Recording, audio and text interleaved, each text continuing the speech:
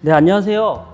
저는 문학 연구자이자 시인으로 활동하고 있으며 현재 작은 출판사에서 편집장으로 일하면서 대학교에서 아이들을 가르치고 있습니다. 약 15년 넘게 고요아침이라는 출판사에서 일을 했고 고려대학교에서 문학박사학위를 받았습니다. 2008년 조선일보 신춘문예로 등단한 시조 시인이기도 한데요. 3권의 시집과 연구서, 글쓰기 책, 현대시조 입문서 등을 발간했고 앞으로도 계속 공부하면서 글을 쓰는 것이 인생의 목표입니다. 물론 저는 결혼도 했고 지금 7살 난 아들 시우와 함께 살아가고 있습니다. 네, 저는 대학교에 다니면서 본격적으로 책을 읽게 되었지만 실제로는 책을 만드는 일을 오래 해왔기 때문에 일반적인 사람들에 비해 비교적 책 가까이에 있다고 자부합니다. 책을 좋아하는 것뿐만 아니라 책을 직접 만드니까요. 대학교 때 주로 읽었던 것은 소설책이었습니다. 강의를 듣거나 공부하는 것보다 소설책 읽는 것이 더 즐거웠거든요.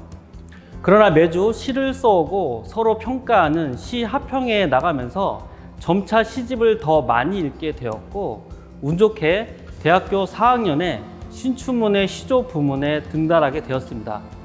그 어떤 책보다 시집을 많이 읽게 되었지만 지금도 가끔은 머리를 식히기 위해 소설책도 읽고 다양한 책도 읽기도 합니다. 철학에도 관심이 많아서 철학책도 꾸준히 읽고 있는데요. 저는 책에서 얻을 수 있는 것이 매우 많다는 것을 알게 되었지만 책보다 더 재미있는 것을 아직 찾진 못했습니다. 만약 더 재미있는 것을 찾는다면 이제 책 읽는 일을 그만두겠지만 여전히 저는 책이 가장 좋습니다. 그래서 제 주변 사람들과 제 강의를 듣는 일반인과 학생들에게 책과 글의 즐거움을 알려주는 일에 최선을 다하고 있는데요. 책이 참 좋은데 정말 좋아서 어떻게든 사람들이 책에 푹 빠져들게 하고 싶은데 여전히 제 능력은 부족하기만 합니다. 그래서 더 많은 책을 읽으면서 더 많은 글을 쓰고 있습니다. 물론 저는 학비를 벌기 위해 대학교 2학년 때부터 출판사에 다니면서 책을 편집하고 디자인하는 일을 지금까지 하고 있습니다. 생계를 이어갈 수 있는 직업 중에 하나인데요.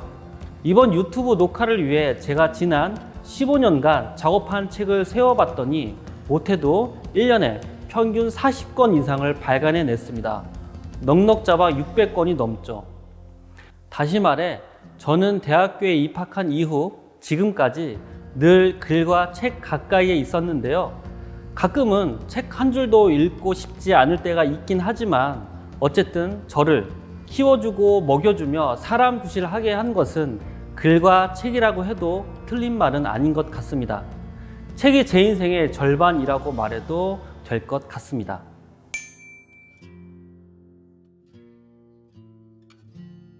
제가 여러분께 추천하고 싶은 책은 정말 많지만 그 중에 반드시 하나를 꼽으라고 한다면 바로 이 백석평전입니다. 안도현 시인이 썼고 2014년에 발간되었는데요. 백석 시인의 삶을 추적하면서 주옥 같은 시를 감상할 수 있는 책입니다. 이 책을 여러분께 추천하는 이유는 백석 시인의 삶을 통해 시라는 장르에 좀 더 가까이 다가갈 수 있기 때문입니다. 흔히들 시집은 진입 장벽이 높다고 합니다. 읽을 기회도 많지 않고 시를 읽어도 무슨 말인지 잘 모르니까요. 자기 개발서나 실용서처럼 현실적으로 쓸모가 있지도 않고요. 요즘에는 주식이나 부동산, 비트코인 관련된 책이 엄청 인기죠. 그러니까 우리는 중고등학교 학창 시절에 읽은 시가 우리 삶의 마지막 시가 될 확률이 높습니다. 슬픈 일이기도 하지만 또 어쩔 수 없는 일이기도 합니다.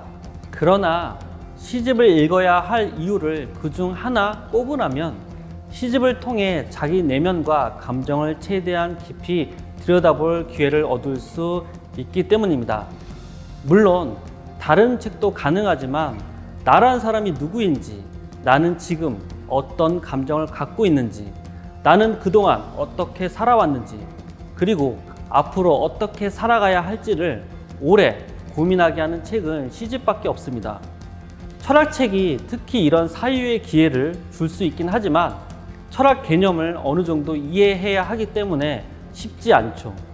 그러나 시집은 철학책보다 조금 더 직접적이고 개념적 이해를 크게 요구하지는 않습니다.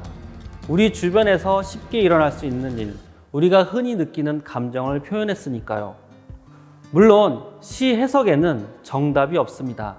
자기가 읽은 대로, 느낀 대로 감상하면 그만입니다. 그러나 한 편의 시를 100명이 읽었을 때 100가지의 느낌이 들면 좋은 시라고 배웠습니다. 우리가 그 옛날 교과서에서 배웠던 식으로 시를 외우고 정답을 찾아내는 감상은 좋은 감상이 아닙니다. 그런데 백석의 시는 각 개인에게 특별하게 와닿을 것입니다. 그저 아름답다는 말밖에 할 수 없을 정도로 시가 아름답고 또 깊습니다. 우리는 얼마나 아름다워질 수 있고 또 얼마나 우리 삶은 깊어질 수 있을까요? 백석의 시는 그렇게 우리를 저 깊은 곳으로 안내할 것입니다. 저 역시 백석의 시를 읽고 많이 울었고 많이 생각했습니다. 그 드물다는 굳고 정한 갈매나무를 생각하게 되었습니다. 일상의 수많은 선택 속에서 인생의 중요한 갈림길에서 저는 백석의 시처럼 먼 곳을 생각할 수 있었습니다. 여러분께서 백석 평전을 읽어보시면 제 이야기에 쉽게 공감하실 수 있을 겁니다. 그 어려운 식민지 시기에 시인으로 살아간다는 것, 한 인간으로 살아간다는 것은 얼마나 어렵고 지난한 일이었을까요? 지금도 마찬가지. 그때나 지금이나 우리의 삶은 나아진 게 없고 언제나 힘들고 항상 외롭습니다. 저는 백석 평전이 여러분 삶에서 작은 기쁨을 찾을 수 있는 기회를 제공해 줄 것이라 생각합니다.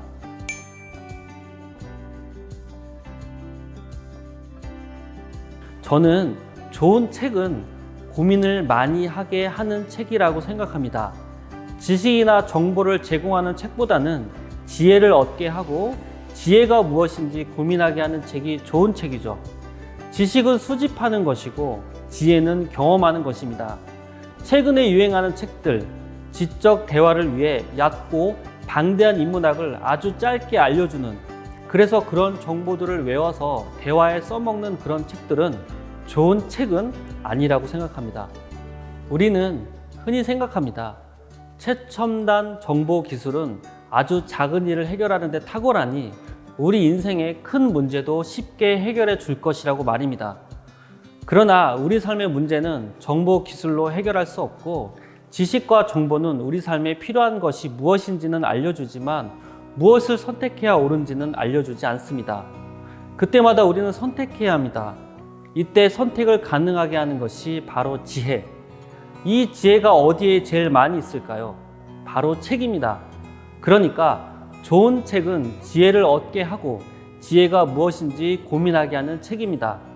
시집과 소설책 같은 문학서적, 철학책이 특히 삶의 지혜를 다루고 있죠.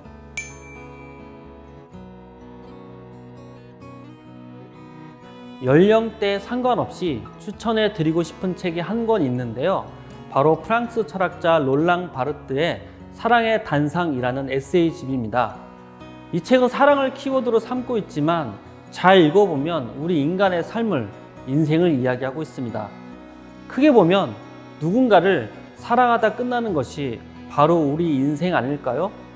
이 책은 다양한 문학 작품을 예로 들어 사랑을 설명하고 있지만 결국 이 책이 다루는 것은 바로 우리 인간, 우리 인생입니다. 한 단어를 간단하게 정의하고 그 단어와 관련한 짤막한 에세이로 책이 구성되어 있는데요. 무릎을 탁 치게 하는 탁월한 관찰력과 깊은 사유를 맛볼 수 있는 책입니다. 지금 사랑을 하고 있거나 지금 사랑이 막 끝났거나 사랑을 유지하고 있거나 오래된 사랑과 끝난 사랑, 그 모든 사랑을 하고 있는 이에게 사랑의 아름다움을 다시금 깨닫게 하는 기회를 제공할 것입니다. 그리고 그 사랑의 이야기들이 곧 우리 삶의 이야기, 일상 다반사의 이름을 알게 될 것입니다.